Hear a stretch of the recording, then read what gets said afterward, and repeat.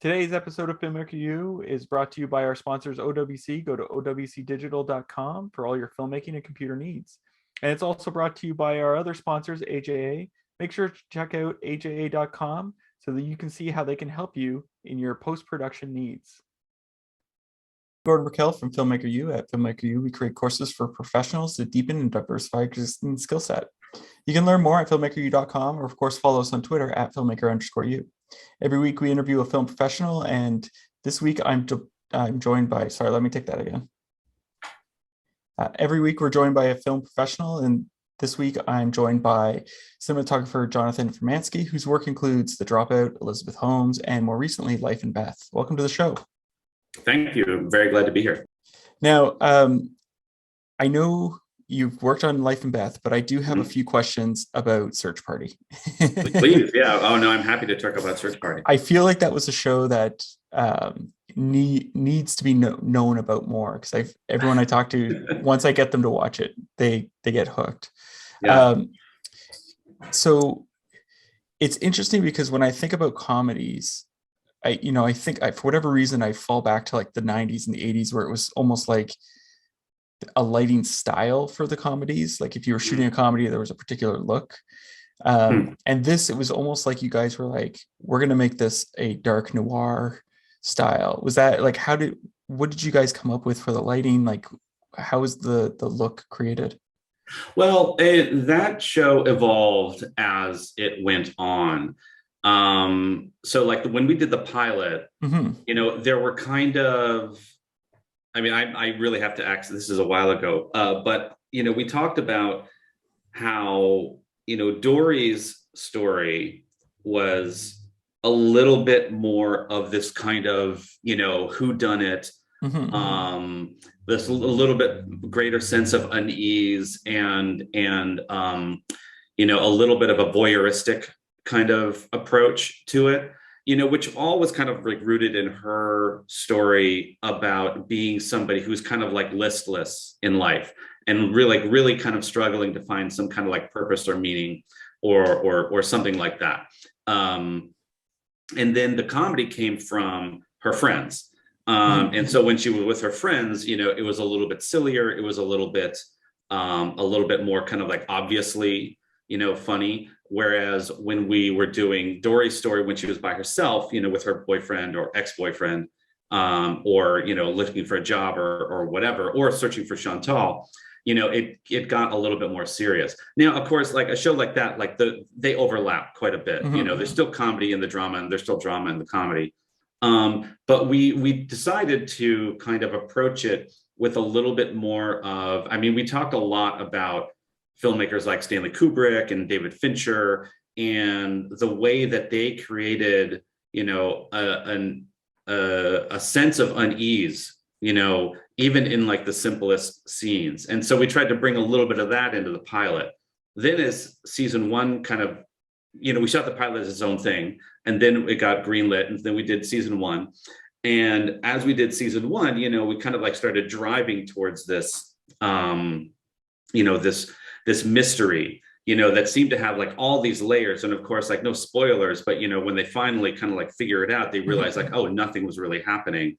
It was all just kind of like in people's heads, or people were projecting onto situations, that they didn't need to do. So we were able to use that as a tool to kind of like make the lighting and the camera work a little bit more dramatic, as Dory kind of like fell into this little, vortex of I don't know what you would call it, but like the darker version of like a Scooby-Doo story. Yeah. But then, so when we went into season two, then we started to use references from like Hitchcock, like Vertigo was a huge reference, and Psycho, another big reference.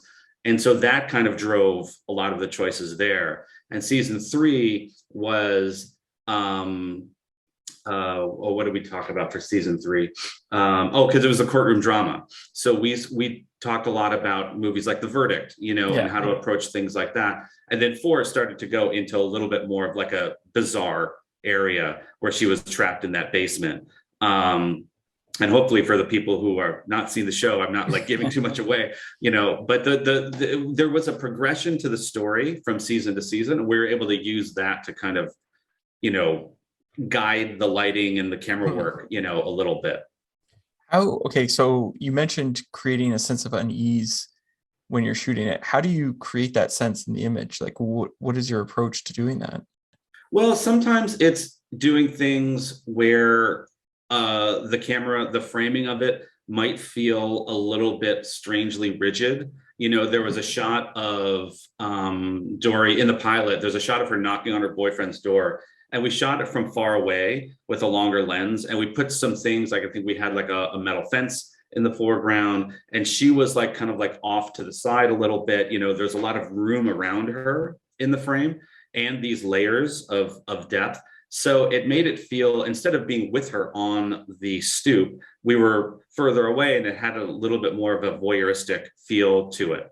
But then also using camera movement to present, some kind of things, like if we're moving with her in a way that feels a little bit, eerily slow, or something like that. We did a lot of like very, very slow tracking shots or moving shots. And that also kind of creates a sense of unease, because it feels like, well, is something going to just kind of appear or leap out, or are we going to discover something? And when is that going to happen? Maybe it doesn't happen, but you just kind of get this sense that, like, is there something else going on in the room or the house or the location, wherever we happen to be shooting? But we can also do with like lighting, creating pockets of darkness, using things like lighting that might be more stark on one person, and a little bit like softer or a little bit more ambient, on another person, to create senses like, of a separation, of two people within the same space. Like somebody is actually getting a hard light through a window, which makes them feel like they're in a different emotional place than the other person who's kind of like outside of that hard light. They're still getting lit, you can see them, but it's a little bit more softer and a more ambient kind of approach. Interesting. Now I want to jump to Life and Beth. You've been working with Amy for quite a while now. How did you guys first meet, and how did you get involved with her team, I guess? Well, we first met, I guess it was probably about 10 years ago, on a show called Delocated, which was a live action show for Adult Swim, that was about a guy who decided, he was in the witness protection program and decides to have a reality show made about his life. So it's obviously a comedy, really funny show. This guy named John Glazer was the creator and star of the show. And in the last season, Amy, who at the time was not famous, but she was kind of well known in the stand-up community, she played John's girlfriend, or she actually played the girlfriend of the hitman trying to kill him. Yeah. But then through the story, like they end up hooking up, and anyway, it's complicated. So we met on that, and that right basically after we shot the finale of Delocated, Amy's pilot got greenlit. And she called me and she said, would you like to shoot it? Because we didn't really know each other that well, but we got along. And, I think she didn't know that many people in the film business at that time. So it was just kind of like good timing, and I think that we just, kind of like worked well together, and so then we did her pilot, and then that got greenlit, and then, we were off to the races. And then, 4 years later, so not even 4 years later, she was mega famous. And, yeah. What are some of the challenges of, shooting a sketch show? Well, I mean, the big challenge is also kind of like the best part of it. The best part of it and the biggest challenge is that you're shooting basically 2 short films a day, or at least on our schedule, we were doing kind of 2 short films a day. And what that meant was, in the morning, we could be shooting like a film noir, and in the evening, we could be shooting like a romantic comedy, or we could be shooting a spin-off, or I'm not a spin-off, but a send-up of like, a young adult like action movie, or whatever. Like we could be in any genre at any time. But the curse of that is that you're not basically given the, because you're basically shooting a short film and then a short film, there's zero efficiency to it. It's not like you can like, oh, we're going to pick up this thing tomorrow and then we're going to come back to the next week and blah, blah, blah. It's not like shooting a movie where you can kind of mix and match and get the most out of all of your resources. You're basically spending all your resources 40 times, throughout the course of the season. So what you're using to make the film noir is the same thing you're doing to make the romantic comedy. And it's just like, you just kind of have to make it all work, And so that was kind of like the blessing and the curse of that show. So did that help you, I guess, not only speed up, but become more efficient in like your light choices in other projects? Kind of. I think that, in terms of learning how to do a lot with a little, I think I learned more working on documentaries than on Amy's. I mean, working on Amy's show was great, not just from a creative standpoint, but from, a self-education standpoint as well, because we did kind of crack the code, by the time we got going on it, we figured out, oh, okay, so maybe we are doing like two different things, but this one we only need 3 hours to do and the other one we need 8, and so we'd be able to kind of like, okay, now we know how to kind of like crack, figure this out, crack the code. But on documentaries, that's where you really learn how to do a lot with a little, and you really learn how to like hone your instincts, and you really learn how to make decisions on the fly that will not only work in the moment, but they won't undermine you down the road. Yeah. Oh, interesting. So how did you get, I guess, I'm assuming Amy asked for you to come in for Life and Beth. Yes. So how did you approach coming up with like a look for that show? Well, so actually they were going to shoot the show originally in Toronto, and I used to live in New York and now I live in Los Angeles. And so I was not going to be involved in it because of, it being Toronto and Canada and all that kind of stuff. But then the pandemic happened. And so the show, like many other shows, it got shelved for a little while. And then by the time they got back going again, they decided they were going to shoot in New York because they didn't want to travel. So, because of the pandemic, then suddenly I was, able to be considered, for the show. What that meant was that they meaning Amy and the other executive producers, who were also, all 4 of the executive producers were also all the directors of the show, including Amy. They had a year to think about what the show wanted to be. And so when I came into it, they already had, a pretty good idea, not necessarily of like specific, shots or things like that for individual scenes, although they did have some, for example, in the pilot, that handheld oneer that follows her into the bar where she gets the phone call about her mom, that they told me about in our very first conversation. They're like, this is the kind of thing that we want to do. But it was told to me more in the sense that like, they said, take this as a, not necessarily a template, but, as an inspiration for how we want to approach the entire season.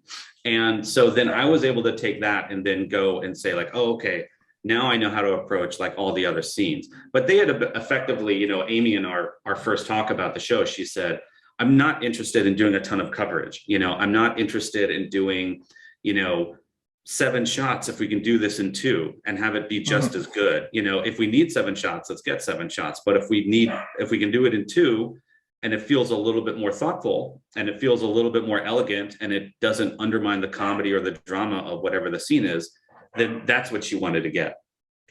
Interesting. Now, what I noticed is there's a lot of like shot, like as you mentioned, sort of trying to get things in 2 shots. So like characters will exit the frame and like come back in. So how do you, I guess, prepare for that, or how do you set up the frame to allow people to move in and out and still get an engaging story?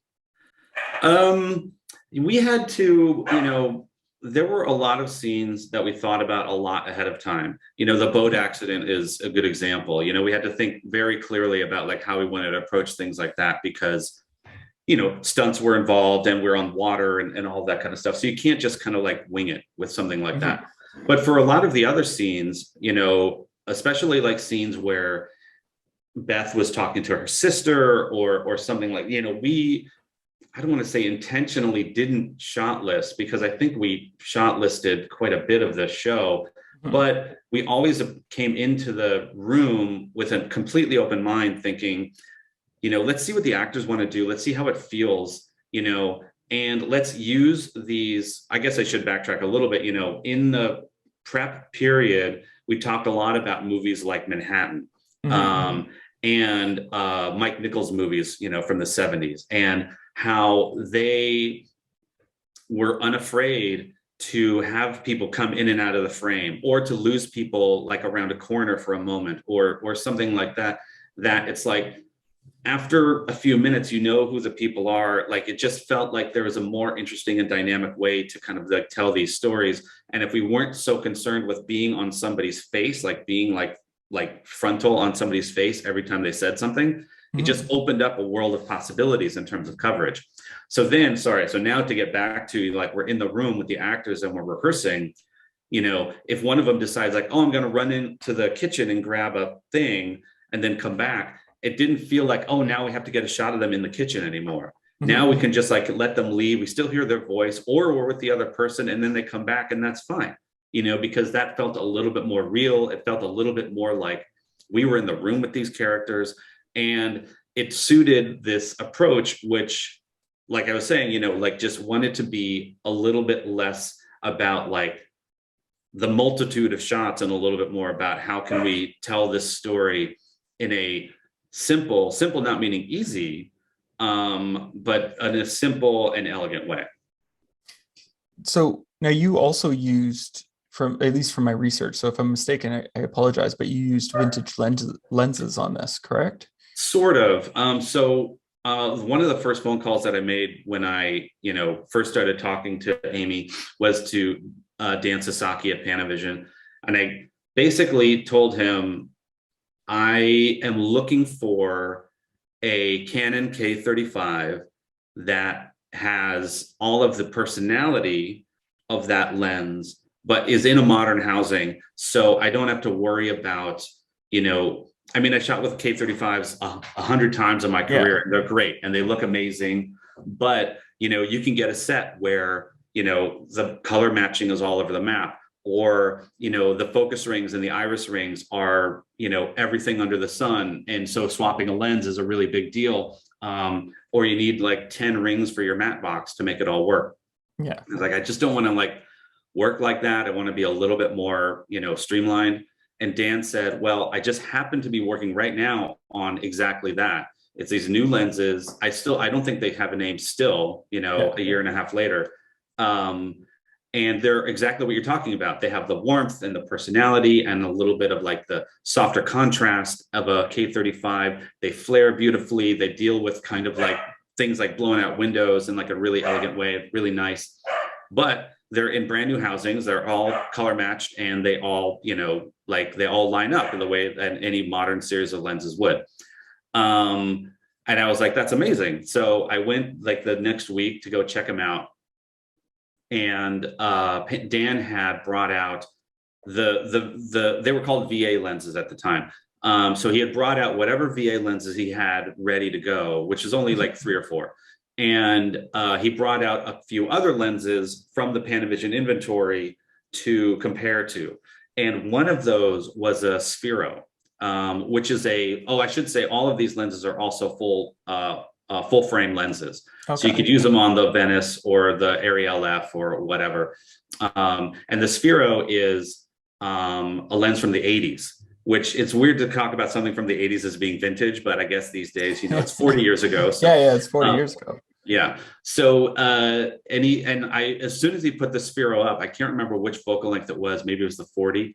I was like, this is amazing. This is what I want everything to look like. I want this. And he kind of went like, oh no, because they're like the Spheros are hard to find. Yeah. And what we ended up with was this kind of like hybrid lens package where we had the VAs and we had the Spheros as well. And then Panavision took a few zooms and they kind of like customized them to make them look like the Spheros. But everything ended up in this realm where we had the Sphero group and then we had the VA group. And I started with the notion that I would use the Spheros for all the contemporary footage and the VAs for all of the flashback footage. as kind of like a conceit. But then as we got going, I found that I had more fun just mixing and matching and just letting like whatever the scene kind of like, we would, again, doing those rehearsals and seeing what the actors are doing and just being like, this feels a little bit more like it wants to be a VA, or it wants to be a Sphero, or maybe I want to do it on the Zoom. So I can do one of these like classic 70s, like, zoom in or zoom out kind of like things that they used to do. And, movies like, like Heaven's Gate, and things like that. So, Robert Altman kind of stuff. Yeah. Even though he didn't do Heaven's Gate anyway. We're gonna get so many calls. I know. It's I can see the comments lining up right now.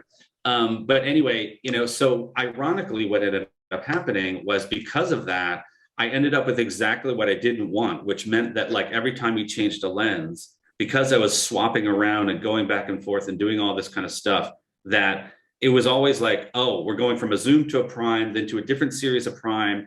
And my camera assistants, God bless them, they had this box of lens mounts. I think we had 9 different lens mounts for our 2 cameras for all of the lenses, plus, all of the adapter rings and blah, blah, blah. But they, thankfully got it down to a science, so our lens changes were incredibly quick.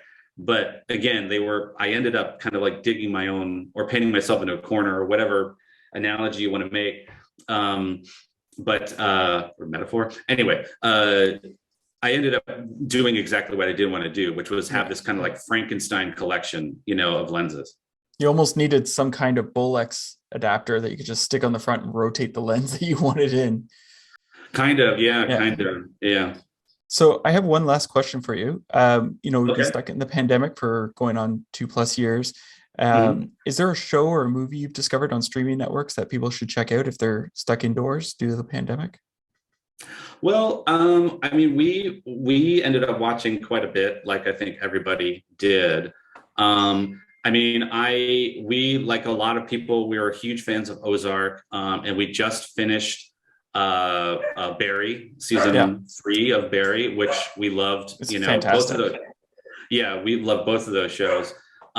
We also, we watch, Legendary, and we watch, Love on the Spectrum. And so we get our, reality television as well. But the show that I've watched recently that really kind of like got me is Outer Range, which I think is on Amazon. Okay. It's a really interesting story about some people living in the kind of like, I think it's Montana, where they're living kind of like out in the frontier, and without giving too much away, they discover kind of like this, this alien, well, maybe alien is the wrong word, but this weird otherworldly presence.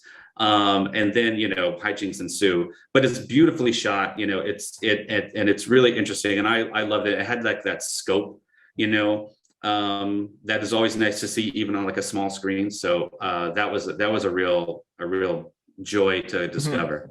Well, thank you so much for letting me interview you today. Yeah, of course. Thank you for having me. I do appreciate it. And that's it for this week. Make sure to check us out at filmmakeru.com for all our latest courses. And of course, follow us on Twitter at filmmaker_u. I'm Gordon Burkell. Thanks for watching. Today's episode of Filmmaker U is brought to you by our sponsors, OWC. Go to owcdigital.com for all your filmmaking and computer needs. And it's also brought to you by our other sponsors, AJA. Make sure to check out aja.com so that you can see how they can help you in your post-production needs.